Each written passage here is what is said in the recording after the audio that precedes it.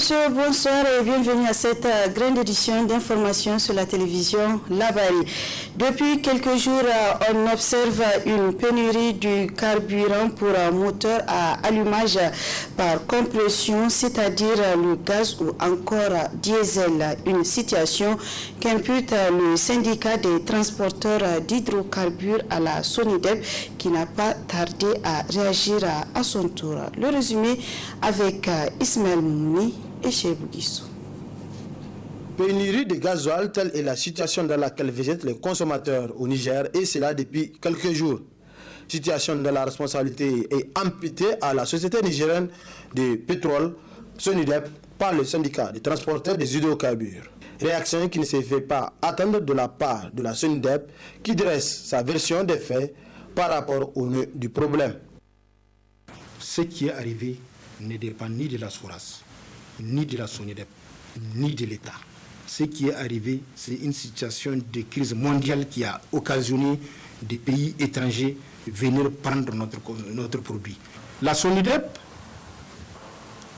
elle fait de pertes de plus de 1,8 milliard chaque année par rapport au transport.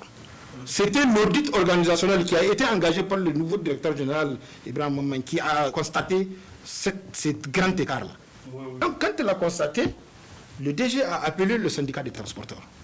Il leur a expliqué cet état de fait. Il dit que vous et nous sommes ensemble. Nous vivons ensemble. Nous faisons les mêmes choses. Et lorsque la SONIDEP va se couler, vos activités vont s'arrêter. Nous devons nous entraider. En vous payant à 45 francs, c'est comme si nous vous subventionnons. Nous perdons. Nous allons faire le calcul de telle sorte que ce que nous enlevons pour le transport soit juste ce qu'on enlève sans surplus.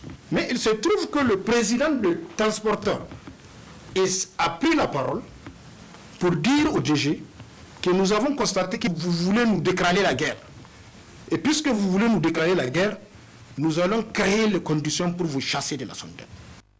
Ce problème est pris à bras le corps par le ministre en charge du domaine selon la SONIDEP. Déjà, le directeur général de la SONIDEP a instruit pour ne prendre aucun copec des clients et de s'en tenir à se désengager par rapport à ceux qui ont déjà de l'argent avec nous. C'est ce que nous sommes en train de faire. Aujourd'hui, nous avons eu des instructions du ministre du pétrole pour carrément arrêter l'export, même les 4 citernes qu'on envoie, d'arrêter ça.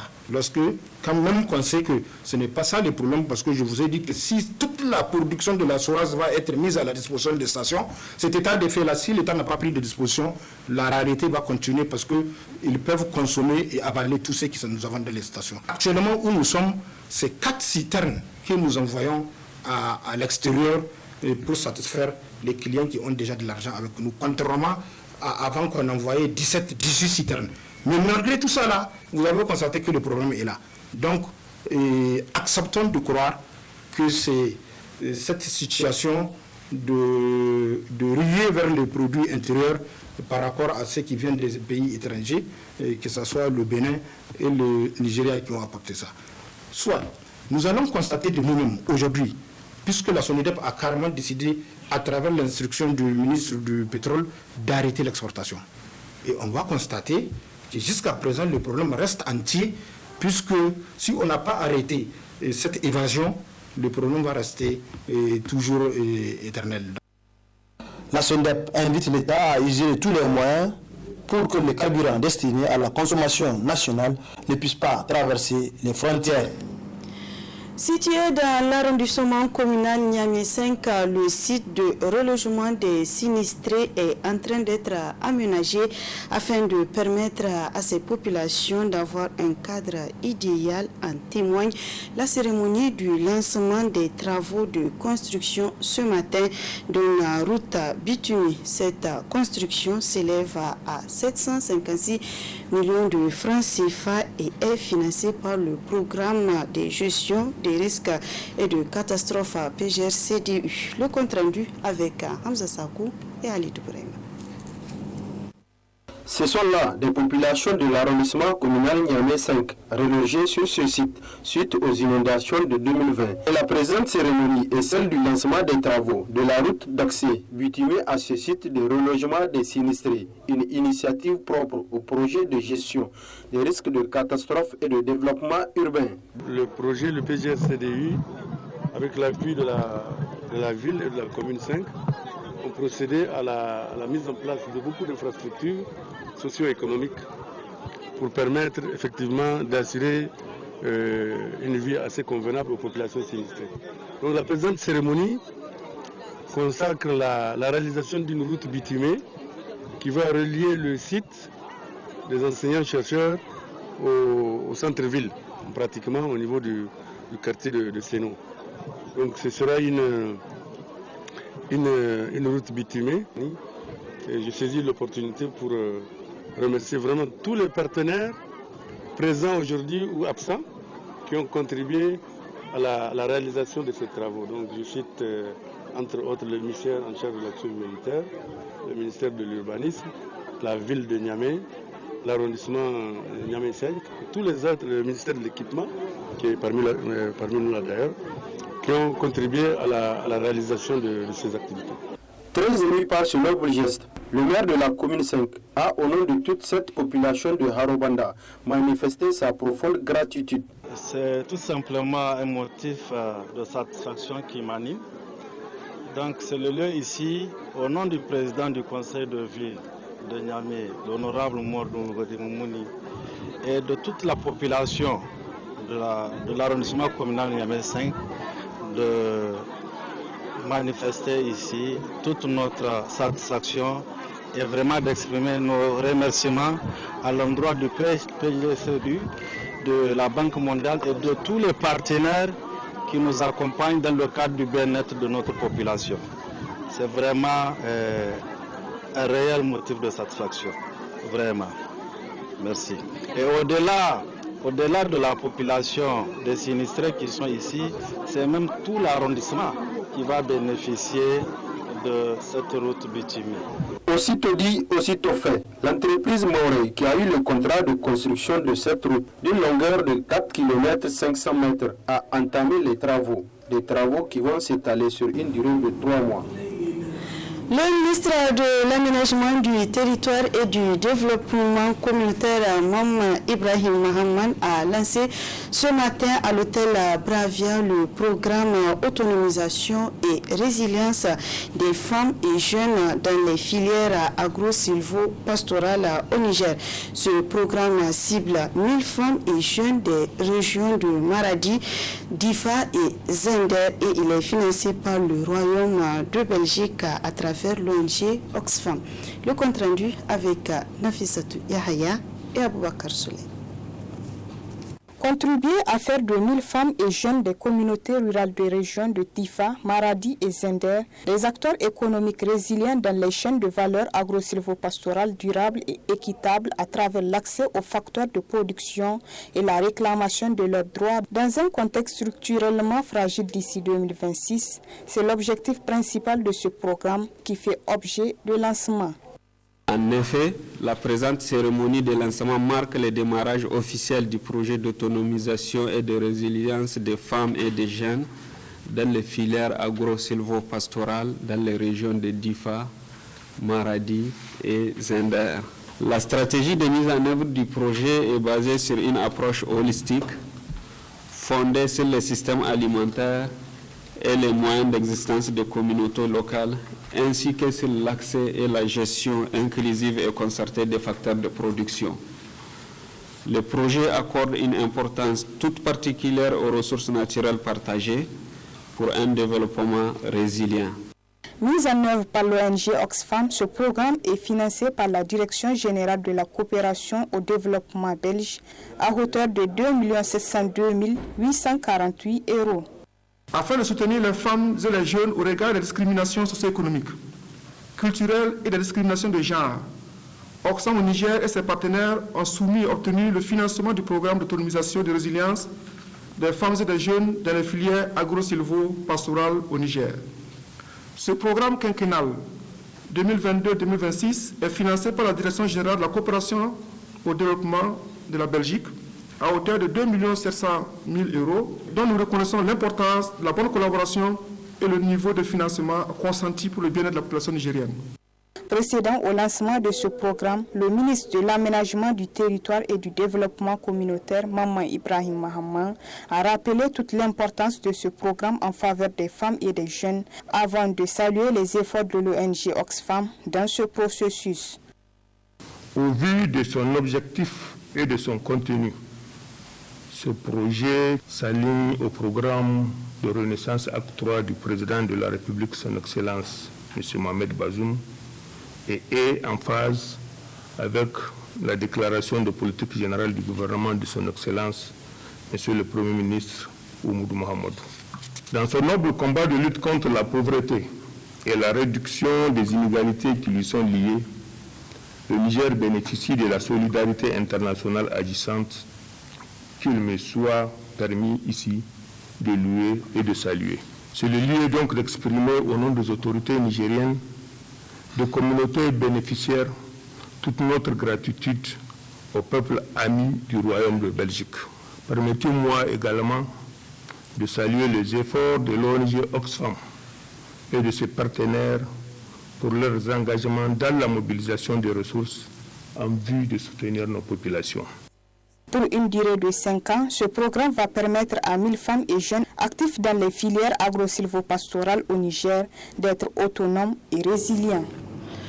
Troisième plus grand fleuve d'Afrique après le Nil et le Congo, le fleuve Niger est menacé d'ensablement sur certains tronçons, ce qui entraîne le transport de marchandises et de personnes. Le studio Kalangu est allé à la rencontre des personnes impactées par ce phénomène dans le département de Gaïa.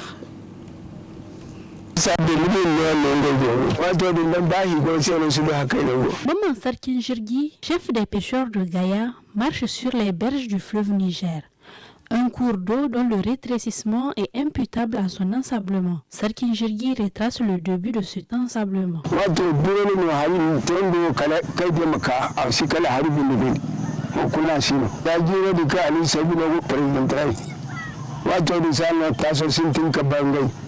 alboyino ben alboyino so ile maharu taso ku kazabula ka isa mbafune zagire dinne kan isa sintin kai masala haka an kula gotun ton dai no ya moy woni isa su ko buya de ya déjà akobu kaba ba manafo. Selon Yaya Gado, un piroguier, l'ensablement du fleuve entrave le commerce fluvial transfrontalier.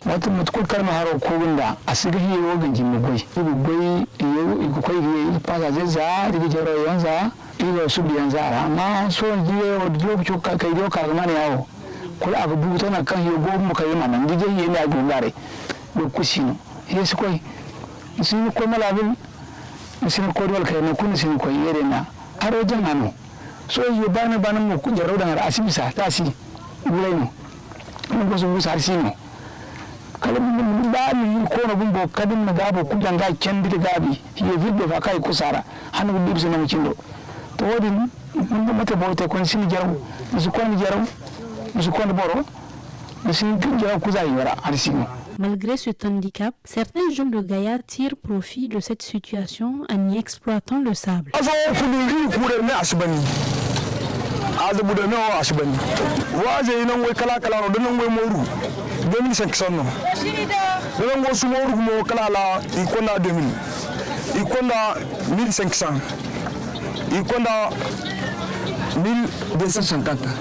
Face à l'ensablement du fleuve Niger, il est urgent d'agir afin que cette source ne tarisse à jamais. La rubrique hebdomadaire à présent, la chronique juridique. Cette semaine, nous vous proposons le thème contentieux administratif, un thème développé par Maître Maman Lawali Dambatouré, avocat à la Cour. Très bonne réception.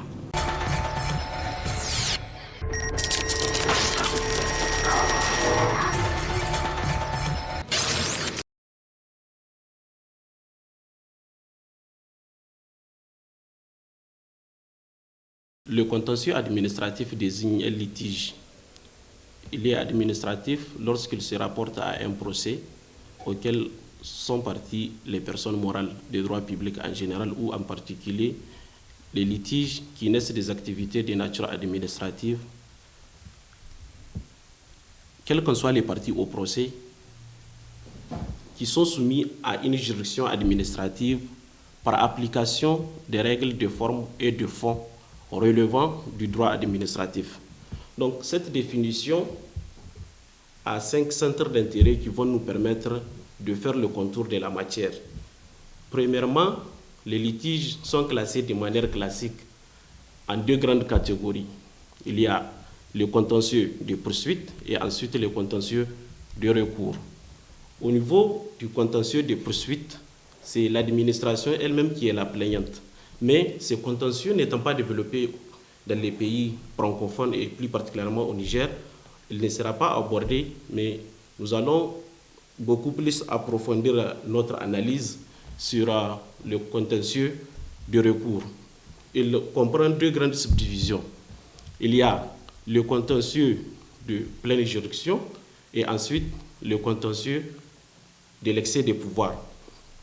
Au niveau du contentieux de l'excès du pouvoir, il y a 4 recours. Il y a le recours pour excès de pouvoir, il y a le déféré préfectoral et il y a le recours en appréciation de la légalité et enfin le recours en déclaration d'inexistence juridique. Donc au niveau de recours de pleine juridiction, le recours de pleine juridiction est beaucoup plus diversifié que le recours pour excès de pouvoir. Donc dans cette catégorie, il y a 2 sous-branches. Il y a le recours objectif de pleine juridiction et le recours subjectif de pleine juridiction. Le recours objectif de pleine juridiction a trait à une décision administrative que le requérant demande à l'administration d'annuler, de modifier ou réformer ou de rapporter à y substituer une autre décision au besoin. Donc, ces genres de recours sont notamment le recours électoral, les recours fiscaux, les recours des édifices menaçant ruine.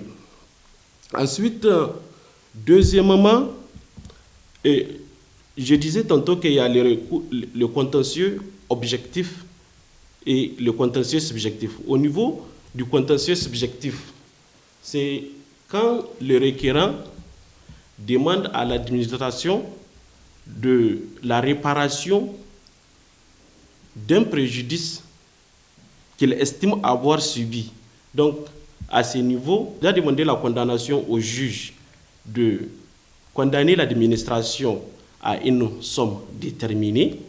Donc, c'est en quelque sorte le recours contractuel et extra-contractuel de l'administration. On désigne ces recours sous l'expression responsabilité administrative.